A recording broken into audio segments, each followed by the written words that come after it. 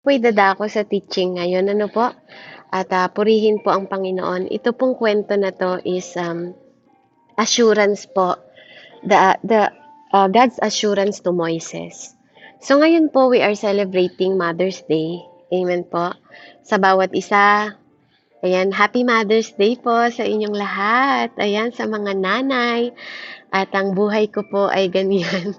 Habang nagmemensahe ako lagi, dahil di kayo nagsasawa, ganito po ang buhay ko. Minsan nagsasayaw habang nagmemensahe, di ba po? Pero katulad po ng ano, di ba, walang balakid, di ba? Wala siyang, Amen. hindi po. Praise God. Amen. Pag gusto natin yung ginagawa natin, mahal natin yung ginagawa natin, di ba po?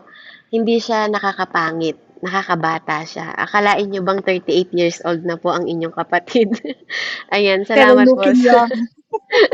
salamat po sa Panginoon, ano po, na tayo ay binibigyan niya ng kalakasan sa bawat araw po na naglinis pa po ako ng 2 bahay niyan.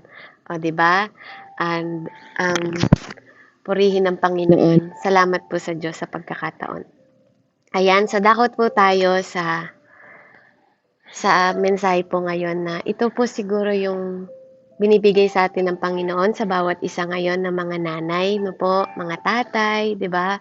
Nanay na tatay na rin o na yung nanay na o tama, nanay na tatay na rin yung mga single na siya nagtataguyod ng mga anak nila and yung mga tatay na parang nanay na rin na nagtataguyod ng mga anak nila kasi ang nanay ang umalis. Amen.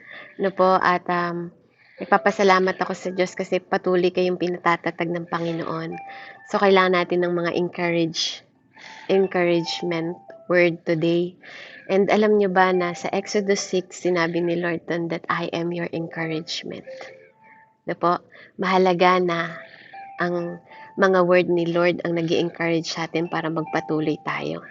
So, tayo po'y Praise God. dumako sa Exodus 6, 1 hanggang 8 po. Basahin na lang po natin sa Tagalog para mabilis.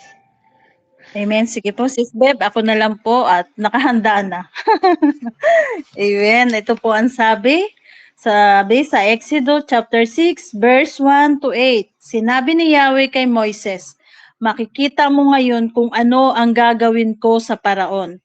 Hindi lamang siya mapipilitang pumayag na kayo'y umalis. Ipagtatabuyan pa niya kayo.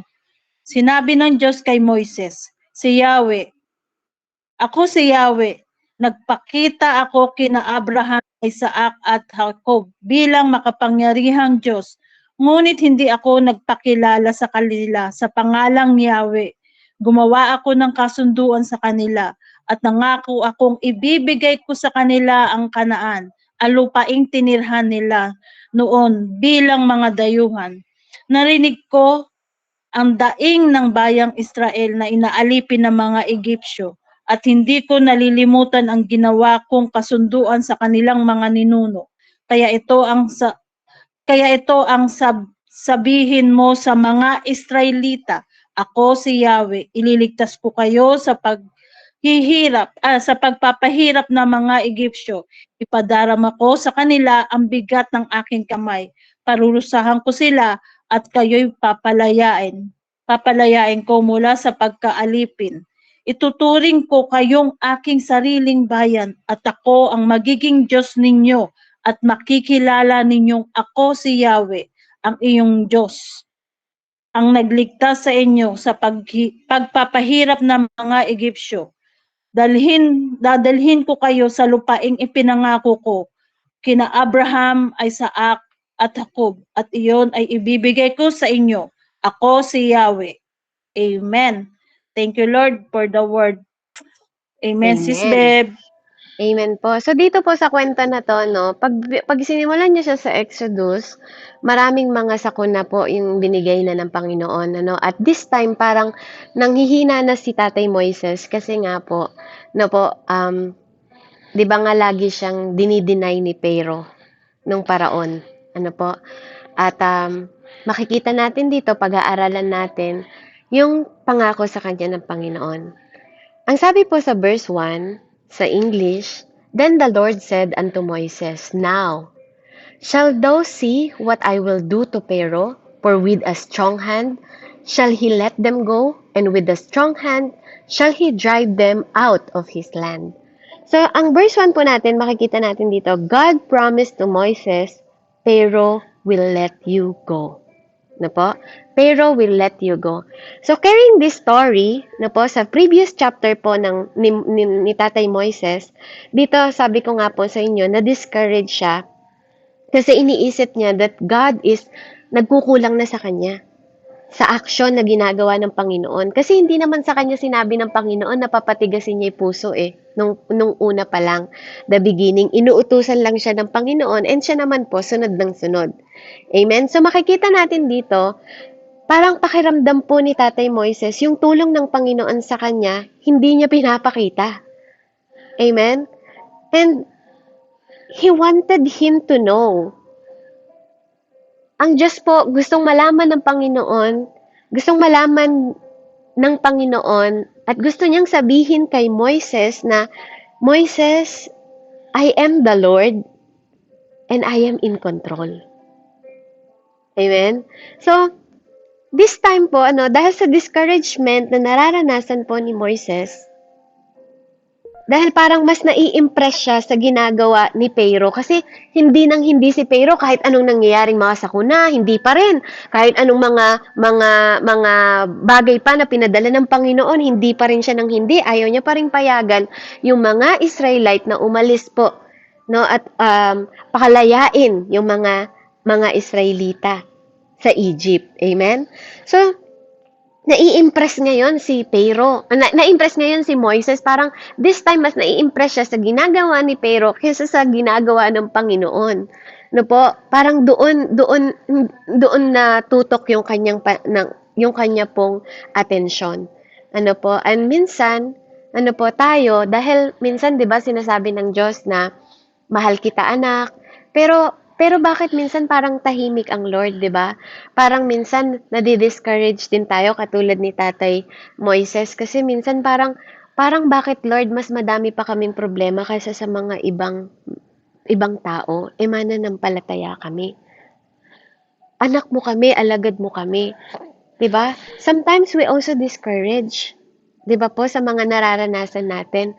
And sometimes because God is silent, nagtatanong tayo sa mga sarili natin and hindi natin maiwasan na magkaroon ng confusion sa buhay natin. The Lord, naririnig mo pa talaga yung prayer ko. Naranasan niyo na ba yung grabe kang magdasal, no? Minsan luluhod ka, minsan dadapa ka, babaligtad ka, yung style ng pagluhod ni Elijah, yung style ng pagdapa ni David, ganun na, no? Dahil gusto mong marinig yung boses ng Panginoon. And at the end, hanggang susuko ka na lang, sige na Lord, bahala ka na, ikaw na po ang bahala. Let your will be done. 'Di ba? Pagkatapos mong ginawa yung lahat ng posisyon ng pananalangin, pero dahil silent pa rin si Lord, 'di ba? Kapag nagpe-pray ka, tapos yung sinasabi mo na mananampalataya ka, pero yung mga pagsubok sa sunod-sunod, na parang walang favor of God. Amen? Dito parang ganun yung naramdaman ni tatay kasi parang puro walang favor sa kanila. No po si Pharaoh that time. Amen. Pero ang sabi sa kanya ng Panginoon, na po, dito sa verse na to makikita natin that yung Lord is very wonderful and yung grace niya po, pinild niya dun sa message niya kay Moises. At sinabi niya kay Moises na, Moises, hindi lang daw po, hindi ka lang palalayain, 'di ba, ni Pharaoh, sabi niya, with the strong hand he will drive them out of Egypt. Nasa mga kamay niya, 'di ba? Mapapalaya ka, no? Kahit parang kamay na bakal yan si Pharaoh, palalayain ka niya. Yun yung pangako ko sa'yo. Yun yung sabi ng Panginoon kay Moises that time. This was the divine declaration po. Divine declaration to na ginawa ng Panginoon when He answer, 'di ba po? When He answer Moses, nung nagtanong po siya sa Panginoon. At sometimes, kahit na alam natin na may mga pangako ang Panginoon, nature nating mga tao, 'di ba? Yung kapag tayo nakakaranas ng human difficulty sa buhay natin, we are doubting God. 'Di ba? At confusion yung nangyari sa buhay natin. Even yung word ni God is a strong word. But Moises, 'di ba, is hard to believe. Para sa kanya, ang hirap paniwalaan ng sinasabi ng Panginoon sa kanya dahil nga sa circumstances na nararanasan niya that time. Kaya nga dito sa verse 2 and verse 5, makikita natin, nung kinausap siya ng Panginoon, Moises, niremind siya ng Panginoon sa lahat ng ginawa ng Panginoon sa descendant niya, which is si Tatay Abraham, Isaac, and Jacob. Kaya dito sa verse 2 and 5, makikita nyo doon, yung point ko dito is the God of the covenant confirm His promises. Amen? So, ang point 1 ko, sa verse 1 ko, sa teaching po dito is God promised to Moses, Pharaoh will let you go. Yun yung promise niya. Verse 2 and 5, makikita niyo po dito, that ang point ko dito is the God of the covenant confirm His promise. Amen? So, sabi niya dito, from 2 to 5, sabi niya, and the God spake unto Moses and said unto him, I am the Lord. And I appeared unto Abraham, unto Isaac, and unto Jacob, by the name of God Almighty. But by name Jehovah was I not known to them. And I have also established my covenant with them. I give them the land of Canaan, and land of their pilgrimage, wherein there were strangers. Verse 5, and I have also heard the groaning of the children of Israel, whom the Egyptians keep the bondage, and I have remembered my covenant. Amen? So nakita niyo po dito ang Panginoon, ang God, when He make covenant, konfirmado po yun ang pangako ng Diyos. Amen? Sabi niya doon, I am the Lord. Ito po yung nire-remind kay Moises that time at nire-remind din sa'yo ngayong umagang ito. Kung ikaw ay nakakaranas ng maraming discouragement sa buhay mo, patong-patong na problema, na kulang na lang sabihin mo sa Panginoon, Lord, can we do calendar plan? Lord, pwede ba isa-isa lang? Lord, pwede ba mag-schedule naman tayo? Kasi kahapon lang kalulutas ko ng problema, ito na naman ba problema? Lord, pwede ba? 'Di ba? Alam niyo po yung ganong sitwasyon ng buhay. Kung ikaw ito, sinasabi sa ng Panginoon right now, anak, I am the Lord. Nire-remind ka niya na kung paano siyang gumawa ng covenant kay Jacob, kay Abraham, kay Isaac, amen? Ganon din siyang gumagawa ng covenant kay Tatay Moises at ganon din siyang gumagawa ng covenant sa'yo. Amen? At hindi yun magbabago. Kung sino ang Diyos noon ni Jacob, Abraham, at Moises, di ba po, at Tatay Isaac, yun din yung Diyos na pinag-aaralan natin ngayon at sinasamba natin. Amen? Kaya nagpapasalamat tayo dapat na that God, salamat sa Panginoon na nakikilala natin siya araw-araw. Yung mga principle dito sa mga kwento na to, dinadaanan natin para makita na natin ng mas malalim kung paano siyang gumawa ng covenant sa mga mahal niya at minamahal niya. Amen? Kaya napakahalaga po na makita natin dito, sabi niya, ni-remind niya si Moises dito, that the great name of God, Yahweh. Amen? Sabi niya, he confirmed din dito na he remained the covenant na ginawa niya. Ano po? Yung covenant making na ginawa niya and covenant keeping. Hindi lang siya covenant making, he is also covenant keeping God, mga kapatid. At hindi lang yun. He is God who absolutely fulfill His promise kay Moises.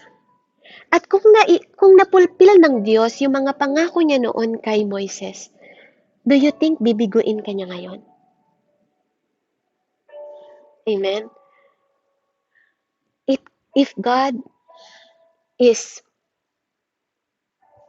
covenant-keeping God and covenant-making God, lahat ng mga pangako niya, yung 8,000 plus na pangako niya, tutuparin po yun ang Panginoon sa iyo at sa akin, sa atin.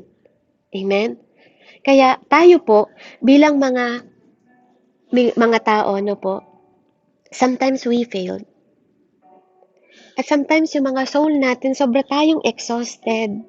Amen? Sobra tayong despairing. At parang gusto na nating mag-give up kasi nawawalan tayo ng pag-asa sa mga tao. Kasi sa paligid ni Moises noon, 'di ba? Halos maraming mga taong nagbubulungan at sinisisi siya. Amen. So God draws near and say, I am. Minsan nabibigo tayo sa mga tao and minsan sarili natin nabibigo tayo. Bakit? Kasi tatandaan niyo po, the only I am na dapat na pinanghahawakan niyo, yung Diyos, hindi yung sarili mo, not I. Amen. Alam niyo, sometimes iniisip ko nga po, yung pinaka-foolish na word para sa akin is I, ako. Akong gumawa niyan. Ako ang dahilan niyan. Ako kung bakit ka nakapag-aral. Ako kung bakit ka kumakain. Ako ang dahilan kung bakit ka nakarating dyan sa ibang bansa. Ako ang dahilan kung bakit kayo nakapagpatay ng bahay. Ako ang dahilan kung bakit kayo hindi nalilipasan ng gutom. Ako ang dahilan kaya nakapag-aral yung anak mo. Ako ang dahilan. That is the foolish word for me. Ewan ko po sa inyo. The word I. Kapag nakikita ko yung sarili ko, kapag sinasabi kong ako ang dahilan ng lahat ng to. Amen? Ako na yung pinaka-foolish na tao. Kaya nga lagi niyo pong tatandaan kung meron kayong I nakilala, yung I am. Yung nagpakilalang I am the Lord. I am who I am. Amen? Kaya dito makikita din natin sinabi niya that He is the Almighty. Do you know that Almighty called also known as El Shaddai, the God Almighty? No po, hindi nila ako kilala, sabi ni Jehovah that time, ng Almighty God.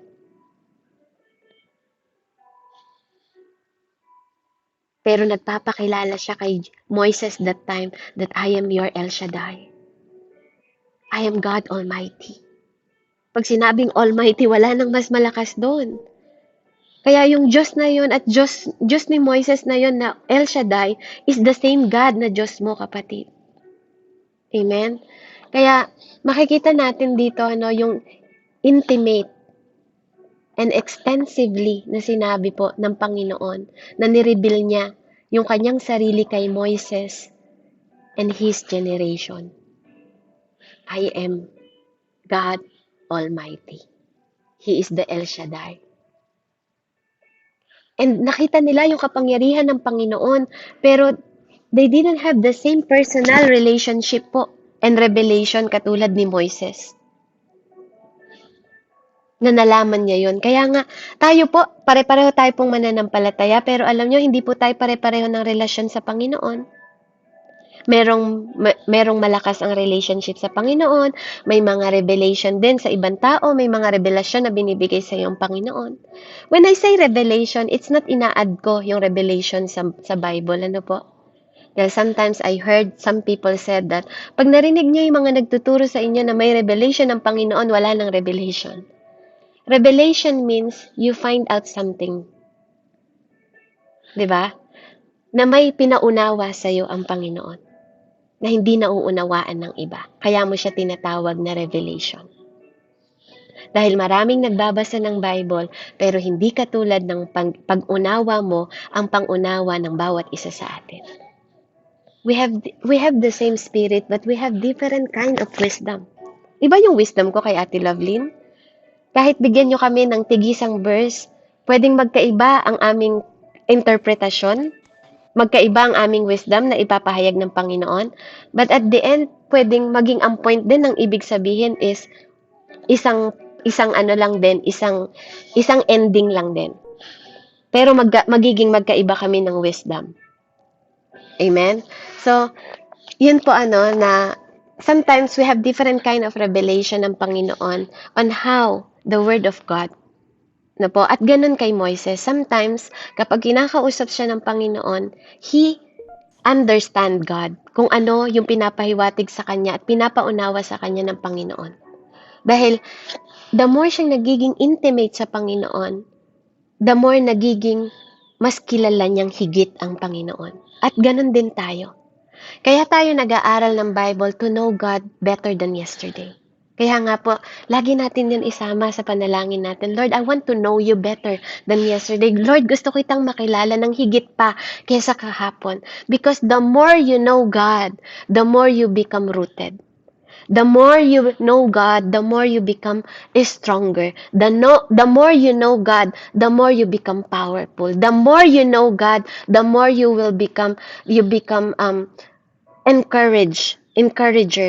Magiging encourage ka, magkakaroon ka ng encouragement more on His promises. The more you know God. At yung relationship mo na napapatibay mo dahil dinidig mo ang salita ng Panginoon, hindi ka mapapatumba ng kahit sino nang mabilis lang. Kaya, yun yung gusto ng Panginoon sa atin. Magkaroon tayo ng personal relationship sa Kanya. Gusto ng Panginoon, more than po sa pagkakilala natin kahapon o nung mga nakaraan ang maging pagkakilala natin sa Kanya. Gusto niyang malaman mo na He is the same God na nag-keep ng promises noon at magkikeep pa rin ng promises ngayon. Siya yung God na personal na kilala ka. Siya yung promise-making and promise-keeping God too. Na mapagkakatiwalaan natin in everything, mga kapatid. Hindi ko sinabing some. Everything ng buhay mo pwede mong ipagkakatiwala sa Diyos na to. Kasi kung ito yung Diyos na Almighty, kung ito yung Diyos na may mataas na wisdom, knowledge, and understanding nang higit pa sa kayang abutin ng pag-iisip mo at pag-iisip ko, kapatid, dito na lang tayo magtiwala. Sa promise-making God and promise-keeping God, whom we can trust in everything. Hindi mo kayang bantayan ang anak mo ng 24 hours, but He can. Hindi mo kayang mag-provide ng pagkain sa buong mong pamilya ng buong taon, but He can. He can sustain you. You cannot make sure and you don't have assurance na magiging malakas ka ng buong taon o buong buhay mo, but He can.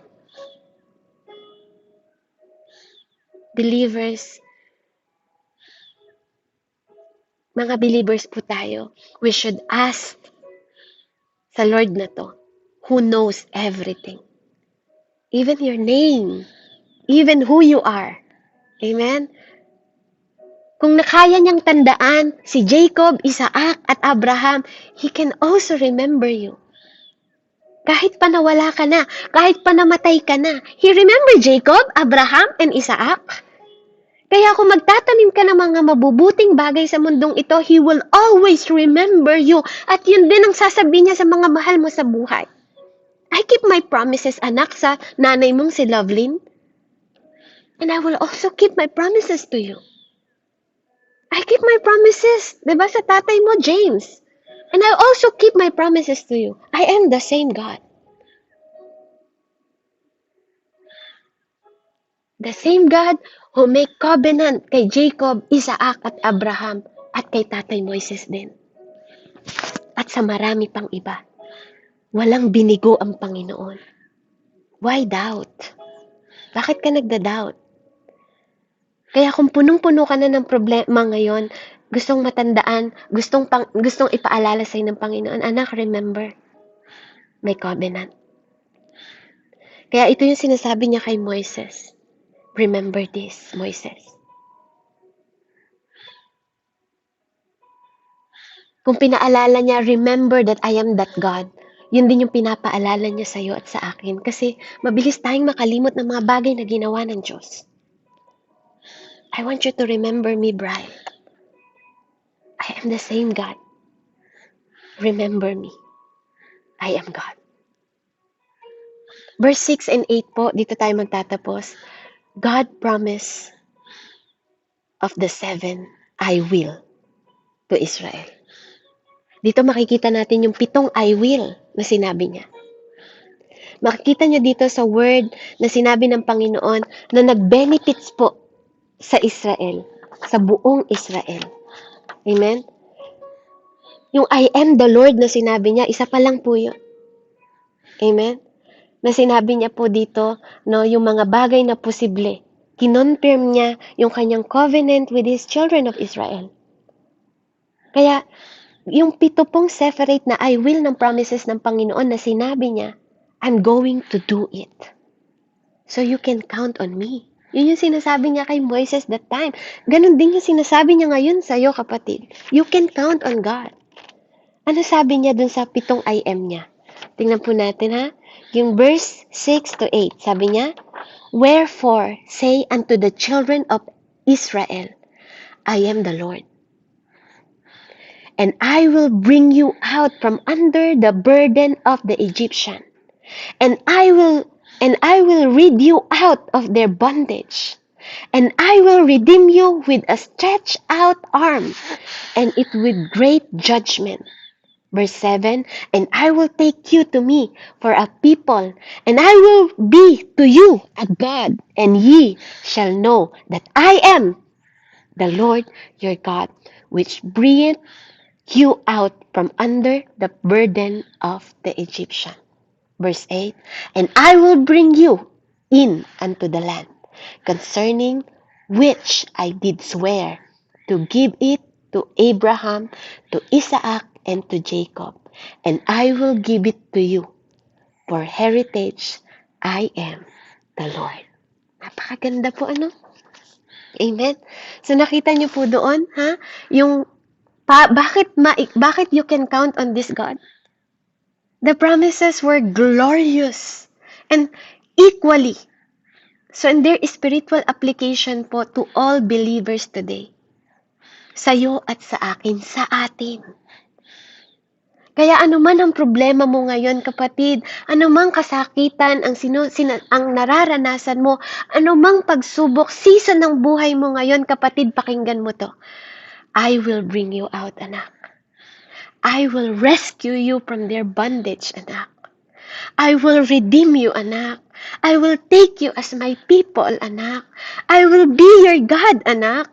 And I will bring you into the land, anak. I will give it to you as a heritage, anak. Grabe, because you're the son and daughter of God. Why doubt?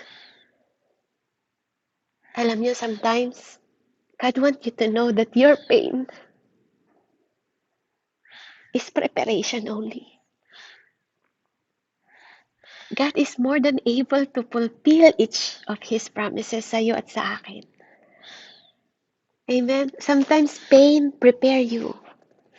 Amen? Sometimes pain is the process. Sometimes alam ko pagod ka na. But sometimes pain give you power. Pain give you perseverance. Pain make you believe that He is a promise keeper. Ano man yung pain mo, ano man yung mga nangyayari sa'yo, tandaan mo to, no? Yung pinaka-application natin sa lahat ng nangyari sa Exodus ng mga tao, sa mga Israel that time. Gusto rin sa yung i-remind ng Diyos ngayon. Alam nyo yung mga great men katulad ng mga Israelita na pinangakuan ng Panginoon sa story na to, they are not perfect people, kapatid. They also didn't always display great faith. Hindi lang din sila laging nagkakaroon ng mataas na pananampalataya sa Diyos. Kahit sa kabila na pinakitaan sila ng himala ng Panginoon. They are not perfect people katulad mo at katulad ko. At minsan, katulad mo rin sila na nagda-doubt sa Diyos. They don't also have great faith katulad natin. Katulad ni Tatay Moises na discouraged din siya. When his own people turn on him. Ganun ka rin. Sometimes you are leader, nadi-discourage ka din kasi yung mga tao na umaasa sa'yo. Pero wag mo kakalimutan, 'di ba, na kayanin lahat ng sarili mo. Don't focus to I. Focus to I am. I am the Lord, sabi ng Diyos, hindi ikaw. Kaya anuman ang bagay na piling mo hindi ka makaahon, piling mo hindi ka makaraos, sabi ng Lord sa'yo, anak, ako kasi yung Diyos, hindi ikaw. Kaya ka pagod na pagod. Amen? Kasi alam niyo kapatid, kung hindi naman natin mararanasan yung magkaroon ka ng sakit, paano mo mapapatunayan that He is Jehovah Rapha? Paano mo mapapatunayan na yung God na yan is healer kung di ka magkakasakit? Paano mo mapapatunayan na siya yung Jireh kung hindi ka magkakaroon ng lacking sa buhay? Paano mo mararanasan na He is your Savior kung hindi ka magkakaroon ng failure sa buhay? Paano mo makikilala yung Diyos na yun kung hindi mo pagdadaanan yung proseso? Kaya rather focusing po sa mga tao na nagdi-discourage sa atin, let's focus po sa word ng God, sa mga promises niya sa atin. Rather nagpo-focus ka sa problema, 'di ba? Mag-focus ka sa promises niya. Amen? Kaya sometimes po yung doubt natin dahil because of our circumstances, yung mga lack faith natin na nagiging naaapektuhan yung belief natin sa Panginoon. Kaya minsan naaapektuhan yung pag-iisip natin kung saan tayo magpo-focus. Kasi naaapektuhan tayo ng mga unbelief ng ibang tao and sometimes it's our unbelief. Kaya always remember po na yung mga tao, yung mga tinatawag na great Bible character na men and women po is like us. Katulad mo at katulad ko. Nagkasala, nagkamali. Amen? Kaya wag mong pagdamutan yung buhay mo kasi nagkamali ka, nagkasala ka. Hindi. I want you to encourage right now na yung mga great people na pinag-uusapan natin, si Tatay David, si Tatay Jacob, 'di ba? Si Tatay Moises, nagkamali din sila. Nagkaroon din sila, nasaktan din nila ang Panginoon. Pero pinili pa rin sila. Ganun ka rin. Kaya ano man yung struggle mo sa buhay mo, ano man yung pagda-doubt mo, ano man yung negative influence ng ibang tao na naranasan mo, 'di ba? Occasionally, ano man yung mga huge mistake mo, they are the same. Nagkaroon din sila ng pagkakamali sa Panginoon, but they still the great Bible people. Na po, ginamit pa rin sila naging character na pinag-uusapan natin ngayon. Kaya, wag mong maliitin yung sarili mo, wag kang ma-discourage because sometimes we all disappointed God. Sabi ko nga po sa inyo, lahat tayo nadi-disappoint natin si God. They are the same people before. Nadi-disappoint din nila si God, but they used by the Lord. Tinuturuan din sila ng Panginoon, pinagtsatsagaan sila ng Panginoon. Amen? Kaya nga po tayo naglo-look kay Jesus kasi siya yung God and greatest example natin, 'di ba? On how we live and how we model the life. Para magkaroon tayo ng constant confidence and trust sa Panginoon natin. Because our God is almighty. Amen po ba? Kaya I hope and I pray po na this message nagbigay sa inyo ng encourage. Kasi ngayong araw na to sinasabi sa inyo, nanay at tatay, Mother's Day ngayon, 'di ba? Ano man yung mga pasan mo sa balikat mo, sabi ng Lord, I am your Lord, anak. I am your God. Katulad ng mga pangako niya na 7 I am. Amen? Dito sa verse 6. Aalisin ka niya dyan. I-redeem ka niya, i-rescue ka niya. Diba? Aalalayan ka niya.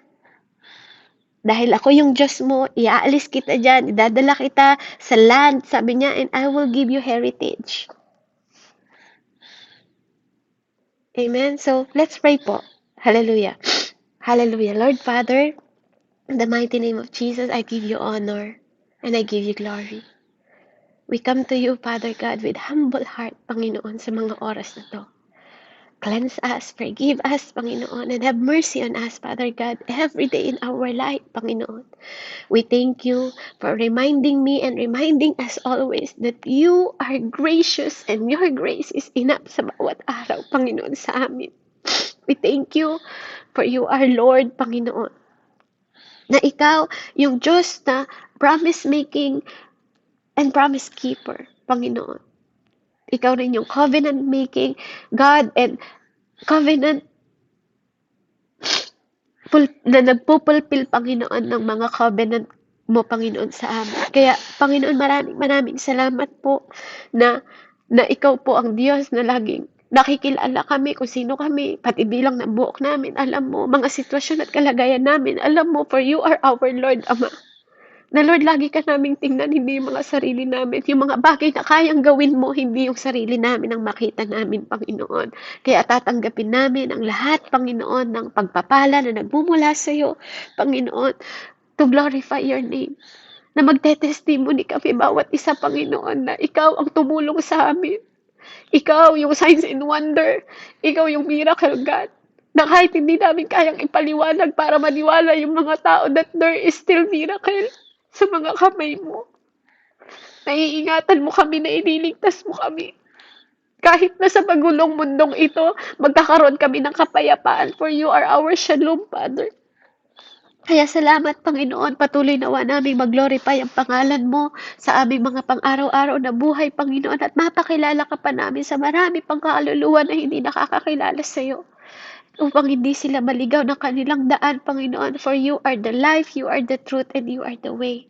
We thank you, Father God, in Jesus' name. Pagpalain niyo po yung mga kapatid ko mula sa buhay ni Ate Kat, ni Ate Annalisa, ni Ka, ni Kuya James, ni Ate Lovely, ni Ate Feb, ni Vryle, ni Monica, ni Ate Mary Ann, at ng bawat kapatid ko po na lumabas na, Panginoon. Ingatan at kabayan mo sila, for you are our Lord God, our El Shaddai, our sovereign God, our Almighty God, in Jesus' name. Amen and amen. Glory to God po, and God bless po sa bawat isa.